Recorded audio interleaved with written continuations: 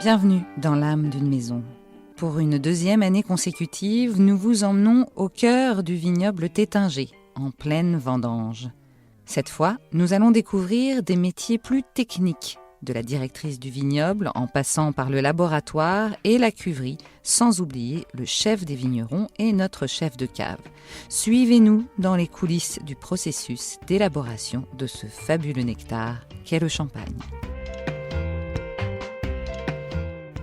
Premier épisode, dans les vignes. Bonjour, bienvenue dans le vignoble Tétinger. Je vais vous emmener sur le site de Venteuil et on va aller rencontrer une équipe de vendangeurs avec tout son staff d'encadrement, chef d'équipe et transporteur. C'est parti! Christelle Rainville, directrice du vignoble de la maison Tétinger. Est-ce que vous pouvez nous raconter là, ce début de prise en main des vendanges où c'est vous qui êtes vraiment en charge de A à Z? C'est une vendange un petit peu excitante, un petit peu particulière pour diverses raisons, et notamment l'année que l'on vient de vivre sur la particularité Covid va donner un souvenir à cette année un peu particulier, mais c'est aussi la première année de prise en main seule du vignoble Tétinger, que je prends en main avec fierté, avec joie et excitation, parce que la vendange reste la conclusion d'une année viticole intense. Concrètement, qu'est-ce que vous faites pendant ces vendanges, vous, votre job à vous? Alors mon job à moi est très important en amont et en aval de la vendange, puisque la vendange est une période extrêmement intense où il faut rentrer l'équivalent de 288 hectares de vignes de façon extrêmement qualitative et de façon extrêmement efficace. Donc le travail en amont est extrêmement important pour optimiser l'ensemble de nos activités au pressoir et à la vigne. En aval, c'est toute la partie administrative de la vendange qui sera importante. Et en cours de vendange, je suis là un petit peu pour assurer la coordination générale des 3 centres de pressurage, en ayant en appui nos chefs vignerons qui, eux, sont vraiment au quotidien avec l'organisation et des équipes, et des équipes vignes et des équipes pressoirs, afin d'optimiser la qualité de nos interventions.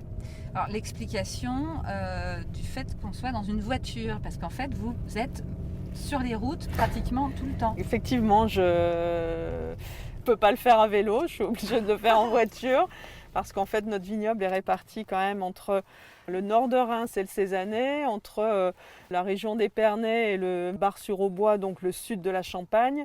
Donc on a énormément de kilomètres entre chacun de nos terroirs. Et durant la vendange, je sillonne en fait le vignoble afin d'aller vérifier ou mesurer la qualité de notre récolte, d'être aussi en soutien de nos équipes sur le terrain, et puis également un rôle au niveau des centres de pressurage pour un petit peu faire le point chaque jour de l'évolution de la récolte, de la qualité de la récolte et des prévisions pour les jours à venir. On vient d'arriver, nous sommes où?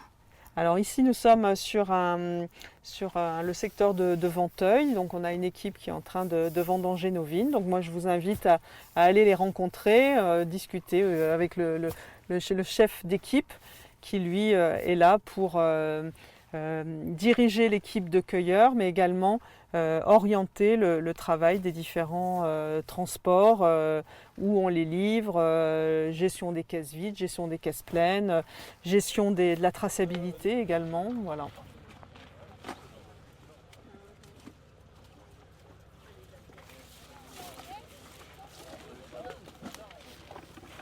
Le mieux, c'est de vous montrer un petit peu une des applications de ce qu'on peut faire. Donc là, on est sur la partie viticole, avec le point essentiel qui est le ramassage des raisins. Et donc pour cela, il faut un animateur d'équipe. Et nous avons un certain nombre d'équipes réparties dans différents terroirs. Donc moi, ce que je vous invite, c'est à discuter avec notre chef d'équipe, Rémi Franquet. Rémi ? Bonjour à toutes. Ma mission, c'est de distribuer les vendangeurs sur un circuit de cueillette pour la maturité. On a fait des prélèvements pendant un mois en amont de la vendange. Et on sait à tel endroit et telles parcelles sont plus mûres que d'autres.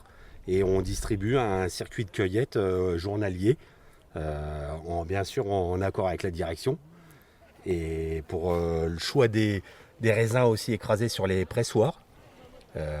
S'il y a besoin du cépage meunier, on coupe des meuniers. S'il y a besoin de cépage pinot noir, on coupe des noirs. Tout ça, ça repart dans les centres de pressurage. Et c'est comme ça qu'on gère la vendange au quotidien. Combien de personnes vous avez comme ça à diriger? Un bus de 40 personnes en prestation et 5 personnes de la maison. Alors un pour l'intendance repas, 2 pour les cagettes pleines de raisins vers les centres de pressurage. Moi pour surveiller un peu toute l'équipe. Et puis on a encore une personne qui m'aide à déplacer de parcelle en parcelle, parce que souvent dans les petits villages comme ça, on fait tout à pied. Les contrôles de maturité, c'est fait comment? Dès le retour de vacances, on attaque le lundi systématiquement et le jeudi. On coupe 10 grappes dans les routes de vigne sur la longueur de la parcelle, en haut, en bas, au milieu. On les met dans un seau et on fait un tiers, moitié des parcelles de chaque secteur. Et on rentre dans les locaux de la maison pour faire et les taux de sucre et l'acidité. Et comment ça se fait, les taux de sucre, par exemple? On écrase les raisins. Il se découle un jus qu'on prend et qu'on regarde au réfractomètre ou au densimètre. Et ça nous donne une idée, et c'est très très précis. Ce qui nous indique 2 fois dans la semaine les taux de sucre qui montent pour se dire là on peut aller vendanger telle et telle parcelle. Ça c'est fait à l'intérieur de nos centres viticoles. Ça, chaque personne est à même, connaît la technique, a le matériel pour pouvoir faire les analyses. En fait le réseau Matu il a deux vertus. Un, il faut décider d'une date d'ouverture pour un centre de pressurage. Donc il faut qu'on ait suffisamment de parcelles sur l'ensemble des parcelles qui revient sur le centre de pressurage pour déterminer une date moyenne de début de vendange. Et ensuite, tout est affiné au fur et à mesure par des prélèvements pour là, aller plus profondément dans le circuit même de la cueillette.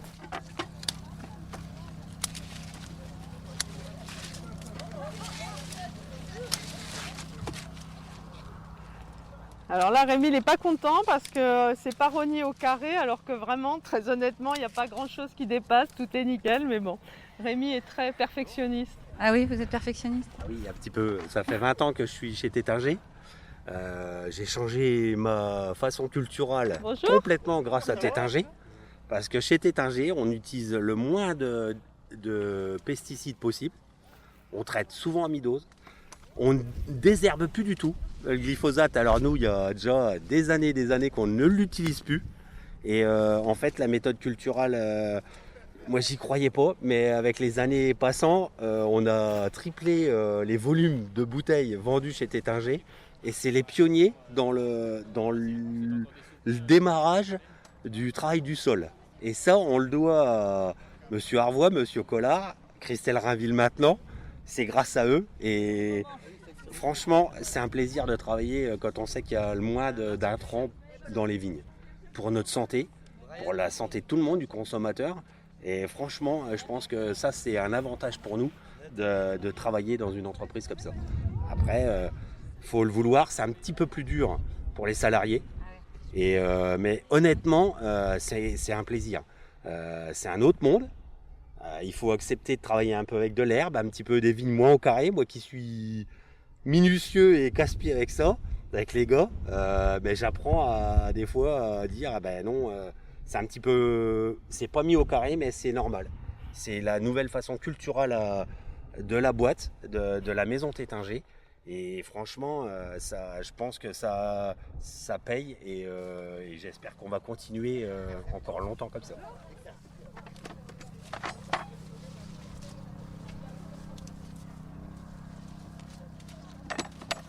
On parlait de la Covid tout à l'heure. Qu'est-ce qu'il y a de plus à gérer que d'habitude? Je suppose que c'est pas évident tous les jours.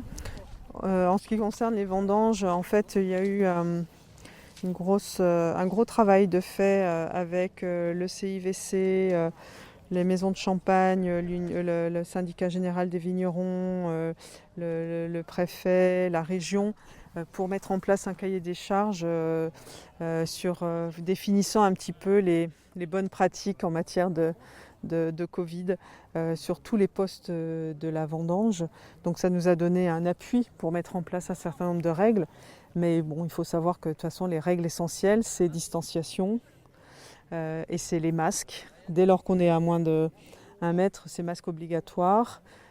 Donc les seuls qui sont exemptés de masque, ce sont les vendangeurs qui, lorsqu'ils sont à l'intérieur des vignes, ont la possibilité de retirer les masques. Et c'est à nous de les positionner dans le vignoble de sorte qu'ils ne travaillent pas face à face et qu'ils soient en décalé pour être au-delà de ce mètre de distanciation.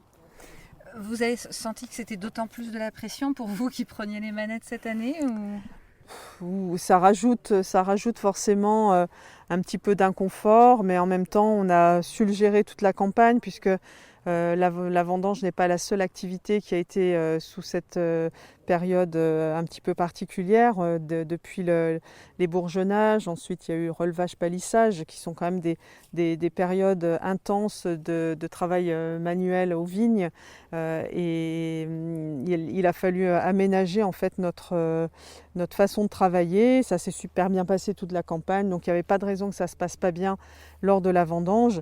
Le gros risque au moment de la vendange, c'était de se dire il ne faudrait pas qu'on ait une équipe qui tombe malade et qui pourrait mettre en péril la cueillette d'un secteur ou alors une équipe pressoir. Et là, on serait très très embêté sur des postes très spécifiques de métiers. Bon, voilà. Donc pour l'instant, ça se passe très bien. On va croiser les doigts pour que ça continue à se passer aussi bien sur la fin de la campagne, enfin jusqu'à la fin de la vendange. Comment on en arrive à être chef des vignobles ? Il faut un petit peu d'histoire, un petit peu d'âge peut-être. En fait, j'ai démarré ma vie professionnelle au comité Champagne, donc, qui est l'organisme qui gère toute la partie technique, vitiono et foncière de la Champagne. Et donc dans ce cadre-là, j'étais conseillère viticole et j'ai quand même, durant ces années, j'avais vraiment envie d'avoir mon propre vignoble. Et puis voilà, quand on est jeune, on n'a pas les moyens, on n'ose pas. Et je me suis dit, pourquoi pas devenir de diriger le vignoble de quelqu'un d'autre. Et j'ai eu la chance de diriger le vignoble d'une autre maison avant Tétinger. Et me voilà maintenant chez Tétinger avec beaucoup de joie et de fierté, puisque c'est l'un des plus gros vignobles de la Champagne, avec de très beaux terroirs. Ça veut dire que la femme prend sa place dans ce monde des vignerons, du vignoble, sans anicroche ? Écoutez, le monde a bien changé parce qu'effectivement, quand j'ai démarré dans la profession, les femmes étaient assez rares au sein de la technique viticole. Et voilà, je fais partie effectivement des premières qui sont arrivées. Alors peut-être qu'on n'a pas trop découragé les gens et que ça a permis à d'autres femmes de s'exprimer. Mais toujours est-il, c'est qu'on voit quand même effectivement de plus en plus de femmes dans le vignoble, de plus en plus de filles qui reprennent l'exploitation de leurs parents. Et ça, je m'en réjouis, c'est bien.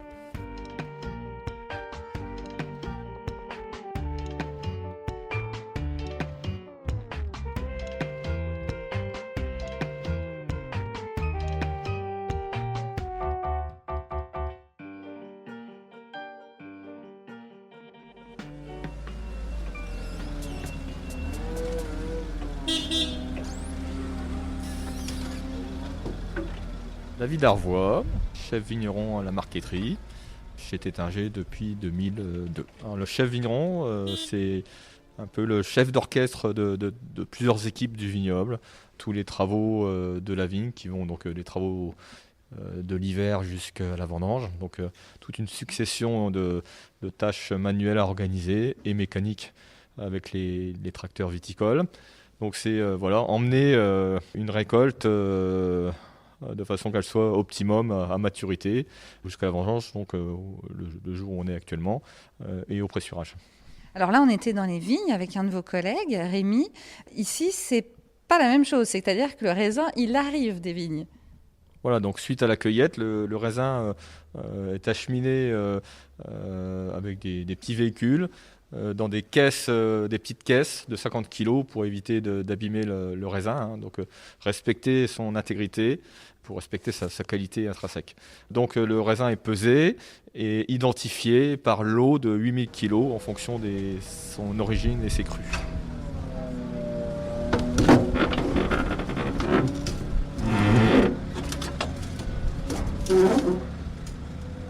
Je m'appelle Victoria. Ça fait 10 ans que je participe aux vendanges pour la maison Tétanger. Je travaille au centre de pressurage. J'accueille le raisin. Je suis en contact avec tous nos livreurs, nos clients, et aussi avec les chauffeurs de Champagne Tétanger. Donc j'enregistre le raisin par la quantité, par la qualité. Je forme les lots de raisin blanc, raisin noir, donc par le cépage. Après, donc, on prépare on appelle mares, mais c'est les pressurages. Donc chaque pressurage contient 8000 kg et à peu près 180 caisses. Donc, pour verser 180 caisses, il faut être bien musclé. Donc, c'est pour ça qu'on choisit toujours nos hommes de caisse qui sont forts. Donc, ça se passe très bien. Notre travail est très bien organisé. Pour mon métier, il faut être assez rigoureux parce que, bon, une petite erreur peut avoir les conséquences. Donc, il faut aimer les chiffres. Et il faut bien maîtriser les outils informatiques. Ce qu'il faut, c'est quand même être très très vigilant, très minutieux quand même, parce qu'il ne faut pas se tromper. D'abord, c'est l'expérience qui m'aide parce qu'au bout de 10 ans, je sais déjà quel cépage existe, quelle terre possède quel cépage, donc je connais déjà par cœur. Mais comme je disais, il ne faut pas se tromper pour ne pas passer de 8000 kilos, sinon on aura trop de jus pour ce marc-là ou pas assez. Donc voilà, rigueur, ça compte beaucoup. Donc on presse à peu près 10 marcs par jour, donc ça fait 90 000 kilos par jour. Et donc là, en pleine vendange, c'est un peu la folie, non ? Vous êtes toute la journée derrière votre... Oui, je suis toute la journée, mais vous savez, la fatigue est saine. J'aime beaucoup les vendanges, je me suis accrochée à ça j'aime beaucoup tous les vignes. Déjà, je suis d'origine d'Ukraine, je viens de pays agricoles, nos terres sont... les terres en Ukraine donnent beaucoup de fruits. C'est ici que j'ai découvert ces terres viticoles, les vignes et le paysage que je peux observer toute la journée. C'est magnifique. Donc voilà, je me suis attachée à tout ça. Donc même la fatigue, quand même, ça se cumule au bout de 14 jours.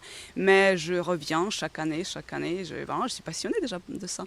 Mais alors, en dehors des vendanges, vous faites quoi comme métier ? Je suis comptable, je travaille au foyer Raymond. Donc quand même, mon métier m'aide beaucoup. Il faut avoir des réflexes comptables.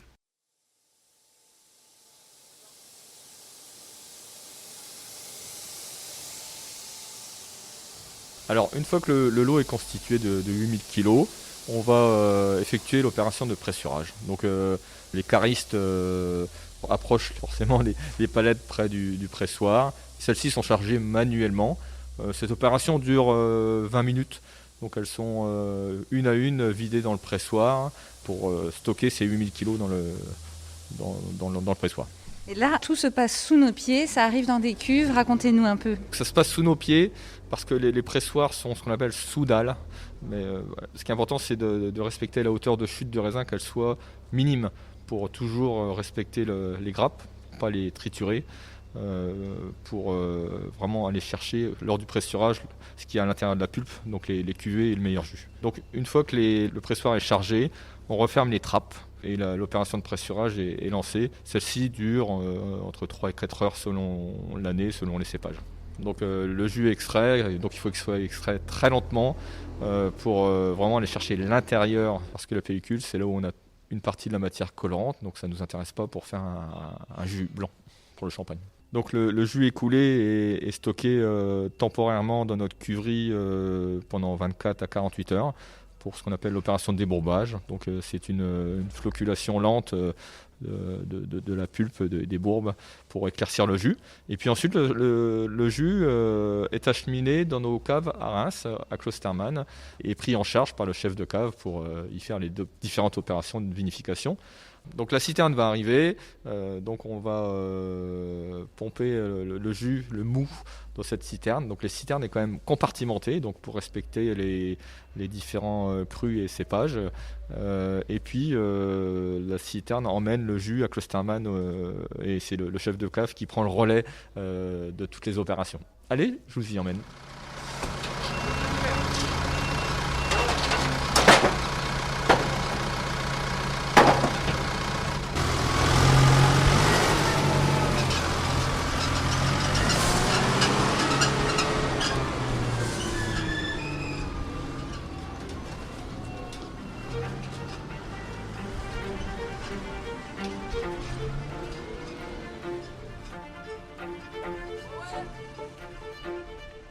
Qu'arrive-t-il au fameux mou ou jus de raisin après son transvasement dans la citerne ?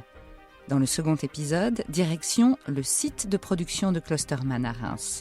Nous y suivons son parcours et rencontrons les équipes qui œuvrent sur place. Vous pouvez écouter tous les épisodes du podcast L'âme d'une maison et de son pendant en anglais The Instant When sur toutes les plateformes de podcast comme Apple Podcast, Spotify, Deezer, Google Podcast et sur le blog du site de la maison Tétinger, The Instant When.